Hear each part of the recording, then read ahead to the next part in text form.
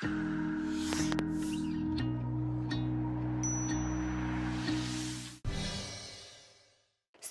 by Tata 407 mini truck.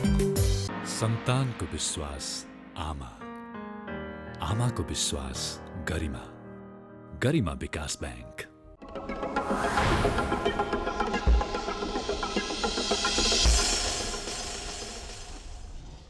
नमस्कार, यो AB news खबरको संकेत हो। दर्शकवृन्द, आईसीआईडी को प्रस्तुति डेभलपमेन्ट फोरम अन्तर्गतको अङ्क निर्माण सरोकारमा तपाईँलाई स्वागत छ। म करिश्मा कार्की।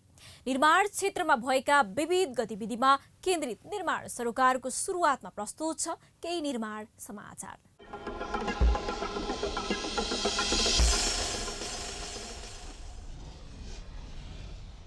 निर्माण सामग्रीमा गरिएको अस्वाभाविक मूल्य वृद्धि नियन्त्रण गर्न माग गर्दै निर्माण व्यवसायीहरूले सरकारलाई ज्ञापन पत्र बुझाएका छन्। काठमाडौँका प्रमुख जिल्लाधिकारी मार्फत सरकारलाई ज्ञापन पत्र बुझाउँदै निर्माण व्यवसायीका समस्यालाई सम्बोधन गर्न आग्रह गरिएको हो। काठमाडौँ उपत्यका निर्माण व्यवसायी संघका अध्यक्ष बालकृष्ण थापाको टोलीले ज्ञापन पत्र बुझाउँदै देशको विकास निर्माणमा अहोरात्र खटिने निर्माण व्यवसायीहरू सधैँ समस्या झेल्दै आइरहेका र पछिल्लो समय कोरोना महामारीको कारण पेसाबाट विस्थापित हुने अवस्थामा पुगेको बताउनु भयो। पछिल्लो समय निर्माण कार्य सुचारू हुने अवस्थामा पुगे पनि निर्माण सामग्रीको अत्याधिक मूल्य वृद्धिका कारण व्यवसायीहरू पेसाबाटै पलायन हुनुपर्ने अवस्थामा पुगेको व्यवसायीहरूले बताएका छन्। फलामजन्य निर्माण सामग्रीहरू डन्डी जस्ता पाता, पत्ती, ग्याबिन तार, विभिन्न ट्रसका सामग्रीहरू, नदीजन्य र विद्युतीय सामग्रीको अभाव देखाउँदै चरम मूल्यवृद्धि गरिएको प्रति व्यवसायीहरूले असन्तुष्टि जनाउँदै आएका छन्। नेपाल सरकार गृह मन्त्रालयले देशको कुनै पनि स्थानबाट नदीजन्य सामग्रीको उत्खनन र बिक्री वितरण गर्न नपाइने भनी रोक लगाएपछि निर्माण व्यवसायीहरूको उत्पादकहरूबाट सञ्चालित क्रसर उद्योगहरू बन्द भएका छन्। सोही कारण मूल्यवृद्धि अस्वाभाविक रूपमा बढेको व्यवसायीहरूले दावी गर्दै आएका छन्। मूल्यवृद्धि, श्रमिक अभाव, आयोजना कार्यालयले समय सीमा थप गर्न नमान्नु तथा काम सम्पन्न भएका आयोजनाको भुक्तानी दिन ढिलाइ लगायतका कारणले व्यवसायीहरू मारमा परेको विज्ञप्तिमा भनिएको छ। मूल्य वृद्धि र म्याद थपका विषयमा गम्भीर भई प्रभावकारी रूपमा बजार अनुगमन गरिदिन, मूल्य नियन्त्रणमा सार्थक पहल गरिदिन र म्याद थप भई काम सम्पन्न भएका परियोजनाहरूको रकम निकासामा अग्रसरता देखाउन सरकारको ध्यानाकर्षण गराएको व्यवसायीले बताएका छन्। ज्ञापन पत्र बुझाउँदै संघका प्रथम उपाध्यक्ष कविन्द्र महर्जन र महासचिव शान्तकुमार श्रेष्ठले तोकिएको समय सीमाभित्र निर्माण कार्य सम्पन्न गर्नै पर्ने बाध्यताको फाइदा उठाई मूल्य वृद्धि र कालोबजारी भएकाले आफूहरू पेसाबाट पलायन हुनुपर्ने स्थिति सृजना भएको बताउनु भयो।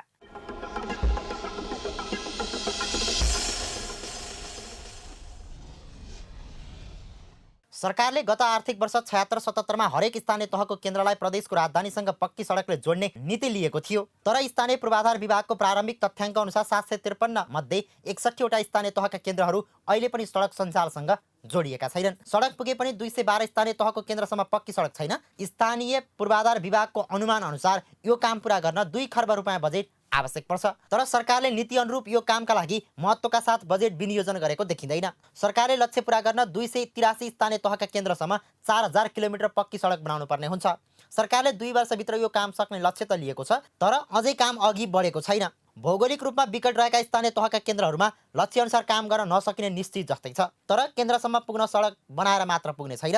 त्यस्ता सडक खण्डमा पर्ने खोला खोल्सामा मोटर गुड्न सक्ने 400 वटा पक्की पुल समेत बनाउनु पर्ने हुन्छ। सरकारले यो कामका लागि प्रादेशिक एवं स्थानीय सडक निर्माण तथा सुधार कार्यक्रम सञ्चालन कार्यविधि पनि जारी गरेको छ। यसअनुसार राष्ट्रिय वा प्रादेशिक सडक सञ्जालमा नजोडिएका स्थानीय तहले आफ्नो केन्द्र जोड्ने एउटा सडक खण्ड पहिचान गरी प्रदेश सरकारको भौतिक पूर्वाधार विकास मन्त्रालयमा पठाउनु पर्नेछ। यसका लागि प्रक्रिया अघि बढिसकेको स्थानीय पूर्वाधार विभागले जनाएको छ। दर्शकवृन्द, निर्माण समाचारपछि पुनः स्वागत छ। हामी निर्माण क्षेत्रमा भइरहेका विविध गतिविधि, निर्माण क्षेत्रमा परेका समस्या, त्यसको समाधान लगायत निर्माण क्षेत्रसँग सम्बन्धित विषयहरूमा केन्द्रित रहेर निर्माण सरोकार प्रस्तुत गरिरहेका छौँ। आज हामी निर्माण सरोकारमा निर्माण सामग्रीको मूल्य वृद्धि तथा निर्माण आयोजनाहरूको म्याद थप लगायतका विषयमा चर्चा गर्दैछौँ।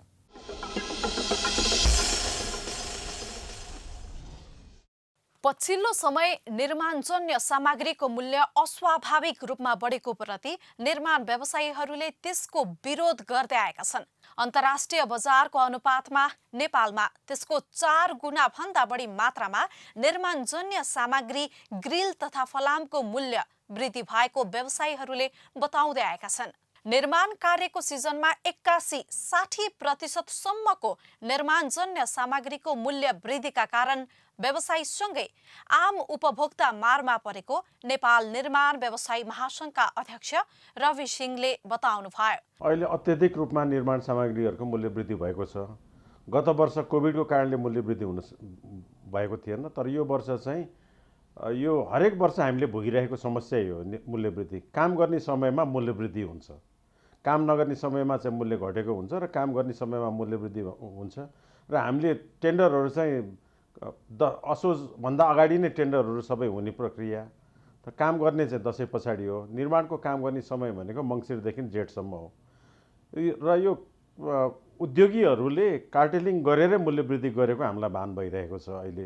अहिले जुन हिसाबले अन्तर्राष्ट्रिय बजारमा ब्लेडको फलामजन्य ब्लेडहरूको मूल्य वृद्धि भयो भनेर जुन भनिएको छ, त्यो सामग्रीहरू आइपुग्न नेपालमा कम्तीमा 2 महिना लाग्छ, नभए 3 महिना लाग्छ।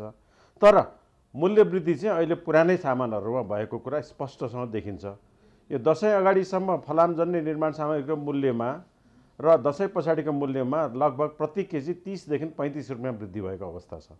57 रुपियाँको डन्डीको मूल्य आज 85 रुपियाँ प्लस भ्याट भएको छ। यो चाहिँ मैले स्रोतको कुरा गरेँ। र त्यस्तै गरेर ग्याबिन वायरहरूको पनि अत्यधिक रूपमा मूल्य वृद्धि भएको छ। 85 रुपियाँको ग्याबिन वायरको मूल्य अहिले 113 रुपियाँ भएको छ प्रति केजी। यसले गर्दाखेरि साना आयोजनाहरू चाहिँ बढी प्रभावित भएको छ। जुन 12 महिने आयोजनाहरूमा जसमा मूल्य वृद्धि प्राप्त गर्न सकिँदैन, ती आयोजना चाहिँ अत्यन्त प्रभावित भएको छ। सरकारको गलत निर्णयका कारण बजारमा निर्माण सामग्रीको मूल्य वृद्धि भएको अध्यक्ष रवि सिंहको आरोप छ। सरकारको गलत निर्णयका कारण बजारमा निर्माण सामग्रीको मूल्य वृद्धि भएको अध्यक्ष रवि सिंहको आरोप छ। अवैध रूपमा सञ्चालित क्रसर उद्योग बन्द गर्ने सरकारको निर्णय र फेरि मापदण्ड पूरा गरेकाहरूलाई सञ्चालन गर्न दिने भन्ने खालका निर्णयहरूले निर्माणजन्य सामग्रीको बजारमा अभाव हुने र अवैधवालाहरूले समेत वैध भनिएकाहरूबाट बिक्री गर्ने गर्दा निर्माणजन्य सामग्री महँगो पर्न गएको अध्यक्ष सिंहले बताउनुभयो। माननीय गृहमन्त्रीज्यूले फेरि अर्को निर्णय गरेर अब वैध क्रसरहरूलाई खोल्ने भन्यो। नेपालमा एउटा पनि वैध क्रसर भएको जस्तो मैले चाहिँ मेरो जानकारीमा छैन। किन भन्दा क्रसरको जुन नियमावली छ, त्यो क्रसरको नियमावलीमा के छ भन्दा उहाँहरूले जुन क्राइटेरिया फिक्स गर्नुभएको छ त्यो क्राइटेरिया अनुसार नेपालमा क्रसर राख्ने जमिनहरू प्राप्त हुँदैन। भन्दाखेरि हिजोको दिनमा दर्ता भएको तर रिन्यू नभएको क्रसरहरूलाई उहाँहरूले खोल्ने भन्ने निर्णय गर्नुभयो र त्यसले गर्दाखेरि केही क्रसरवालाहरूले उत्पादनहरू गरेको छ।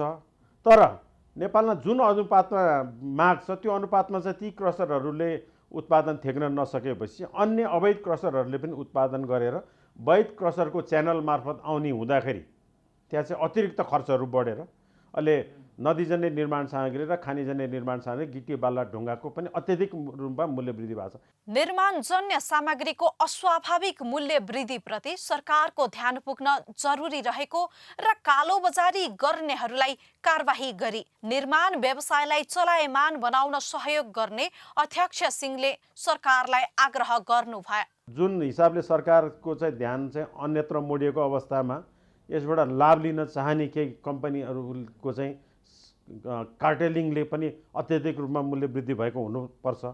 अभाव सिर्जना गरेर पनि मूल्य वृद्धि भएको हुनसक्छ।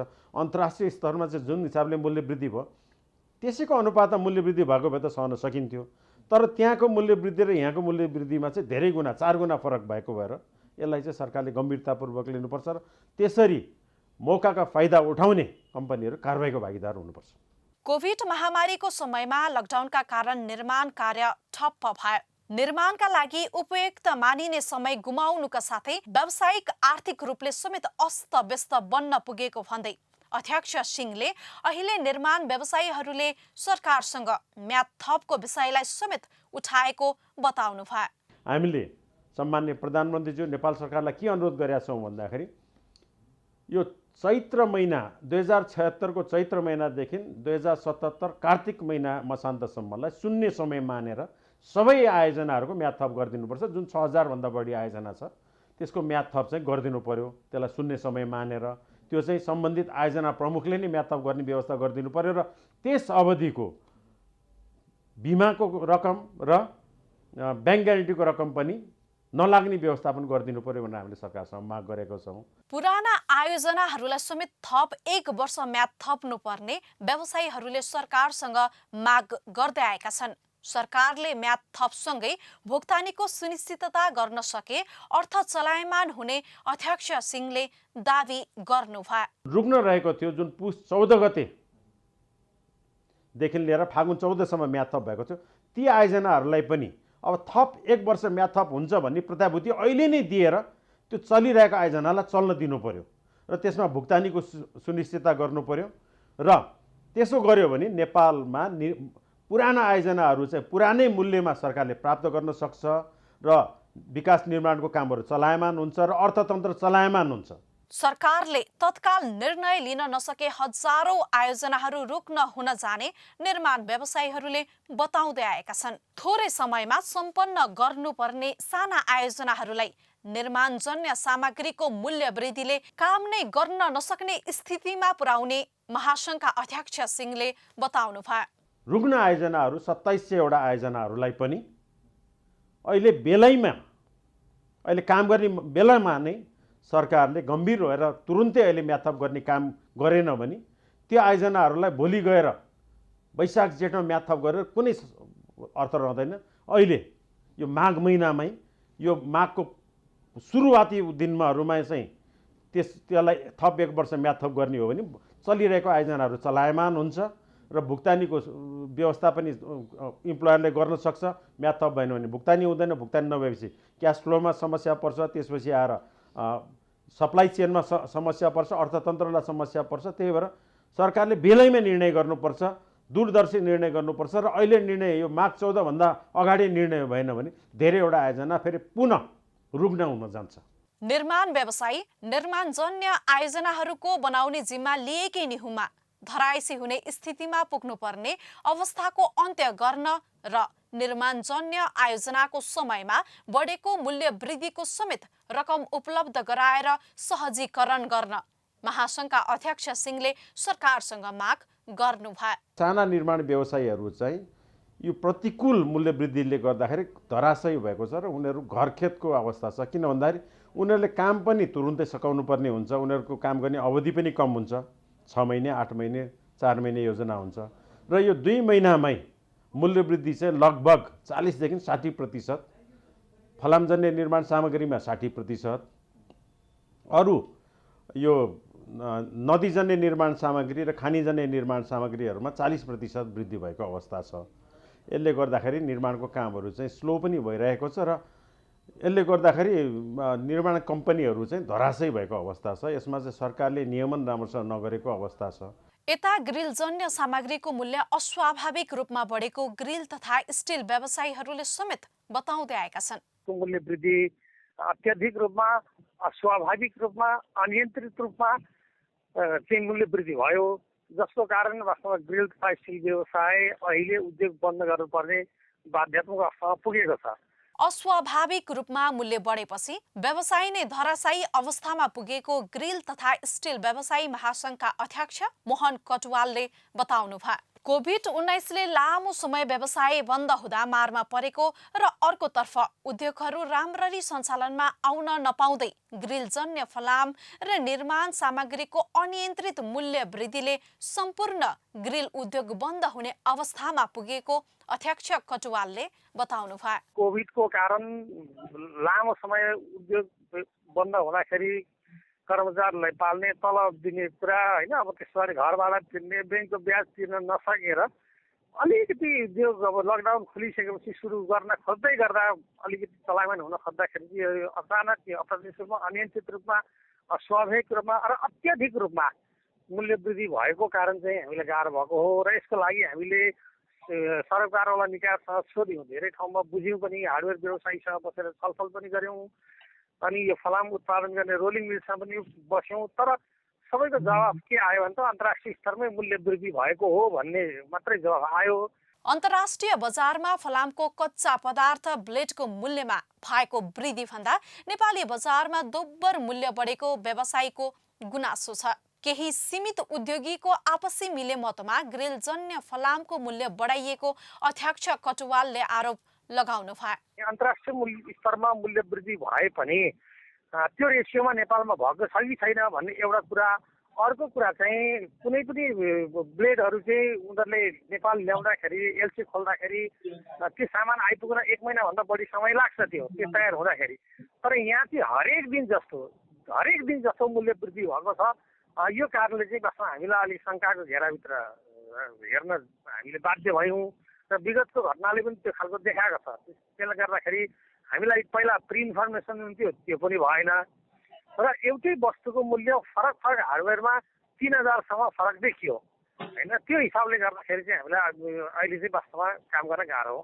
ग्रिलजन्य फलामको मूल्य अस्वाभाविक रूपमा बढ्दा कोरोनाको संक्रमणका कारण प्रभावित आम उपभोक्ता समेत मारमा परेको अध्यक्ष कटुवालले बताउनु भयो। मूल्य वृद्धिका कारण देशभर सञ्चालित 11,000 बढी ग्रिल उद्योग बन्द हुने जोखिममा रहेको र करिब 1,60,000 श्रमिकलाई असर पर्ने अध्यक्ष कटुवालले बताउनु भयो।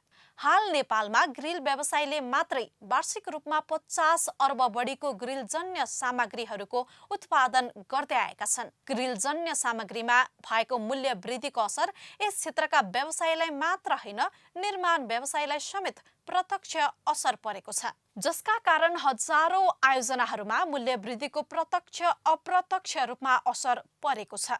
निर्माणजन्य सामग्रीको मूल्य वृद्धिका कारण व्यवसायीहरू धराशायी भएका छन् भने निर्माणजन्य परियोजनाहरूको म्याद थप समयमै नहुने हो भने हजारौं आयोजनाहरू रुक नहुने अवस्थामा छन्।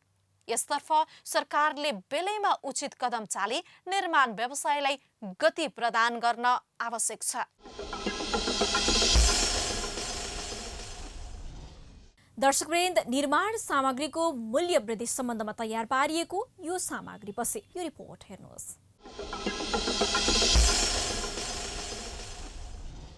निर्माणजन्य सामग्रीको अस्वाभाविक मूल्य वृद्धि भएको प्रति निर्माण व्यवसायी र ग्रिल तथा फलामजन्य क्षेत्रका व्यवसायीले विरोध गरिरहेका छन्। उपभोक्तालाई पनि असर नपरोस् भन्ने हिसाबले चाहिँ हामीले यो गरेका छौँ। सरकारले चाँडोभन्दा चाँडो चाहिँ यस मूल्य वृद्धिको सत्य तथ्य पत्ता लगाएर यो सिजनल अनुगमन नभइकन यो चाहिँ यस्तो कुराहरू महिनौँ दिनसम्म पनि सरकारले यस विषय ध्यान नदिरहेको। एकचोटि वाणिज्य विभागले बोलाएर छलफल गरेर सबै उद्योगहरू आएनन्, नआउँदाखेरि सरकारले अब कस्तो खालको कारबाही गर्ने हो। त्यसैले तत्काल सरकारले यसको विषयमा चाहिँ छानबिन गरेर चाहिँ सार्वजनिक गरेर यदि बढेको नै हो भन्ने हो भने त्यो हिसाबले चाहिँ मूल्य स्थिति नयाँ निर्धारण गरेर हामीलाई त्यो थपेर काम गर्ने वातावरण बनाइदिनु पर्यो। निर्माणजन्य सामग्रीको नियमन गर्दै आएको वाणिज्य आपूर्ति तथा उपभोक्ता संरक्षण विभागले भने स्वाभाविक रूपमा बाहेक मूल्य वृद्धि भएको पाइए कारबाही गर्ने बताएको छ। मूल्य वृद्धि कृत्रिम हो कि प्राकृतिक हो भनेर यकिन हुन बाँकी छ। यकिन भइसकेपछि यदि मूल्य वृद्धि कृत्रिम ढङ्गको रहेछ भने जहाँ जसका कारणले त्यो कृत्रिम रूपमा चाहिँ मूल्य वृद्धि भएको हामी चाहिँ पहिचान हुन्छ, यकिन हुन्छ, त्यो दिन कानुनले भन्यो भन्दा एक थोप्लो पनि दायाँमा नगइकन कारबाही हुन्छ। अनुगमनमा खटिएका अनुगमन अधिकृतलाई ठाउँको ठाउँमै कारबाही गर्न सक्ने अधिकार दिएकोले अनुगमन प्रभावकारी रूपमा गरिरहेको विभागका प्रवक्ता सेणाईले बताउनु भयो। गाह्रो अनुगमनलाई तपाईँको यो जिज्ञासासँग जोडेर भन्नुपर्दा हामी अहिले बजार अनुगमनलाई अत्यन्त संवेदनशील ढङ्गबाट चाहिँ हामीले एक्सेप्ट गरेका छ विभागले। हाम्रो अहिले दैनिक 4-5वटा अनुगमन टोली उपत्यकाभित्र परिचालित छन्। उहाँहरूलाई त्यसरी प्राप्त गुनासाहरूलाई सम्बोधन हुने गरी अनुगमन गर्न हामीले उहाँहरूलाई ओरिएन्टेसन गरेर बजार पठाउँछौँ। हाम्रो दैनिक 18-20वटा जति फर्म पसल व्यवसायहरू अनुगमन हुन्छन्, उहाँले रिपोर्ट ल्याउनुहुन्छ। अहिलेको उपभोक्ता संरक्षण ऐन 2075 ले अत्यन्तै चाहिँ भाइटल विषयहरू चाहिँ समावेश गरेको छ भनेको बजार निरीक्षण अधिकृतलाई ठाउँका ठाउँ स्थलगत रूपमै जरिवाना र दण्ड सजाय गर्न पाउने अधिकारहरू दिएको छ। विभागले निर्माणजन्य सामग्री उत्पादन गर्ने व्यवसायीलाई विभागमै बोलाएर के कारण मूल्य वृद्धि भएको हो भनेर समेत सोधेको प्रवक्ता सेडाईले दाबी गर्नुभयो। जब यो बजारमा तपाईँले उठाएको कुराहरू चर्चा सुरु भयो, हाम्रा बजार अनुगमन अधिकृतहरूबाट त्यो कुराहरू चाहिँ आयो र हामीलाई त्यस्ता किसिमका गुनासाहरू प्राप्त भए, हामीले तुरुन्तै एक्सन लियौँ। तुरुन्तै एक्सन हामीले कहाँबाट सुरु गर्यौँ? सम्बन्धित उद्यमी व्यवसायीहरूलाई हाम्रै विभागमा बोलाएर किन के कसरी यो बढाएको हो, यो कृत्रिम बढाइ हो कि प्राकृतिक बढाइ हो भनेर हामीले उहाँहरूलाई सोध्यौँ, छलफल गऱ्यौँ र उहाँहरूको प्रारम्भिक प्रतिक्रिया हामीलाई दिएको एन्सर चाहिँ हामीले महँगोमा कच्चा पदार्थ ल्याउन विवश छौँ, त्यति नै हाम्रो महँगो परेको छ, हामी सस्तो बेच्न सक्दैनौँ भनेर भन्नुभयो। कालोबजारी तथा अस्वाभाविक मूल्यवृद्धिका विषयमा व्यवसायीले अन्तर्राष्ट्रिय बजारमा भएको मूल्य वृद्धिको कारण बताएर मात्रै धर नपाउने, त्यसका लागि उनीहरूले खरिद गरेको मूल्य तथा बजारमा प्रचलित अन्तर्राष्ट्रिय मूल्य र भन्सार विभागबाट समेत आवश्यक कागजात झिकाएर अनुसन्धान हुने प्रवक्ता सेडाईले दाबी गर्नुभयो।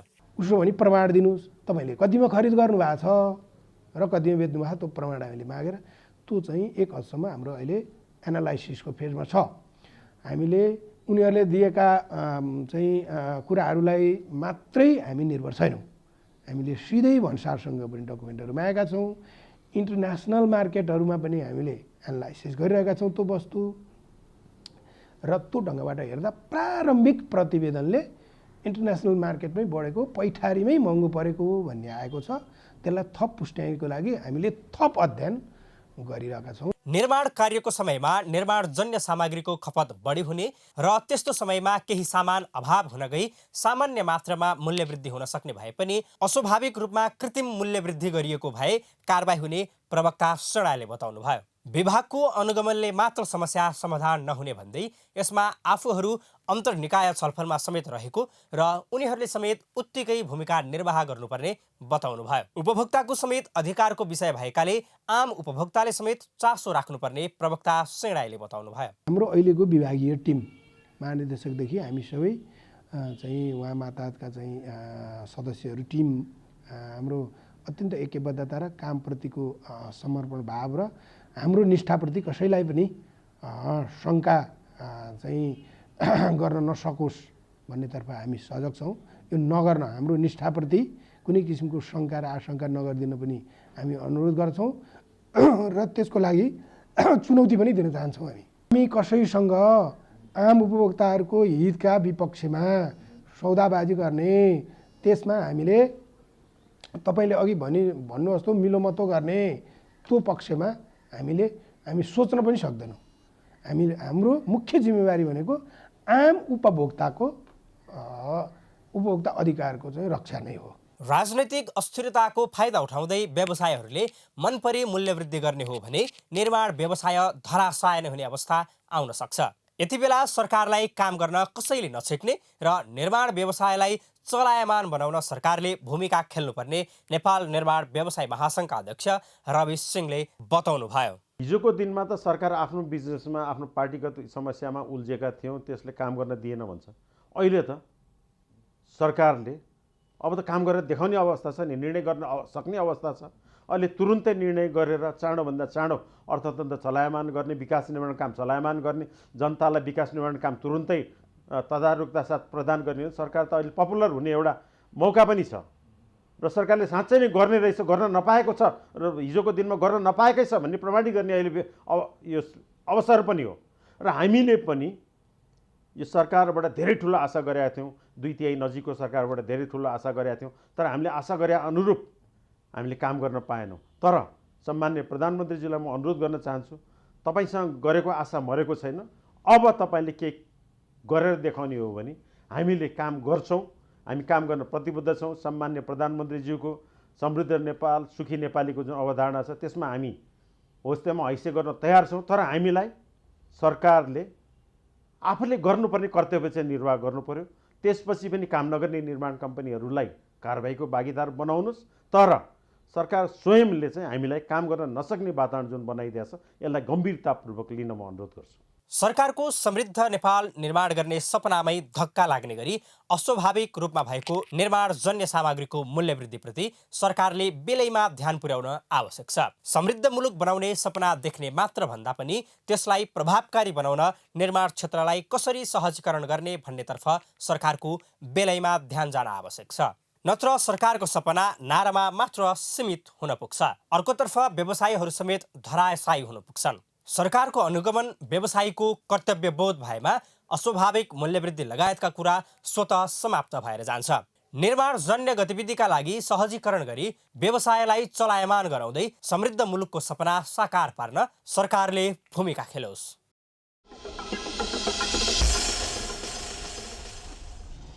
दर्शकवृन्द, भौतिक निर्माणको अवस्थाले त्यो देशको समृद्धिको अवस्थालाई झल्को दिन्छ।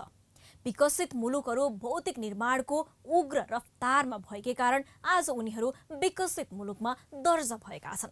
तर यता हामी विकासोन्मुख भइरहँदा भौतिक निर्माणमा विविध अवरोधहरू खेपिरहेका छौँ। कहिले निर्माणजन्य सामग्रीको मूल्य वृद्धि त कहिले स्थानीयको अवरोध। कहिले अवरोधमा सरकारी तवरबाट झन बढी अवरोध हुने गरी नसकिएका आयोजनामा म्याद थपका लागि समेत समस्या। यस्तै भइरहने हो भने देशको समृद्धि कहाँबाट सम्भव होला? सम्बन्धित निकायको बेलैमा ध्यान पुगोस्। दर्शकवृन्द, आइसिआइडीको प्रस्तुति डेभलपमेन्ट फोरम अन्तर्गतको निर्माण सरोकार आजलाई यति नै। तपाईँ हामीलाई फेसबुकमा facebook/डेभलपमेन्ट फोरम र युट्युबमा डेभलपमेन्ट फोरममा समेत गएर हेर्न सक्नुहुनेछ। नमस्ते।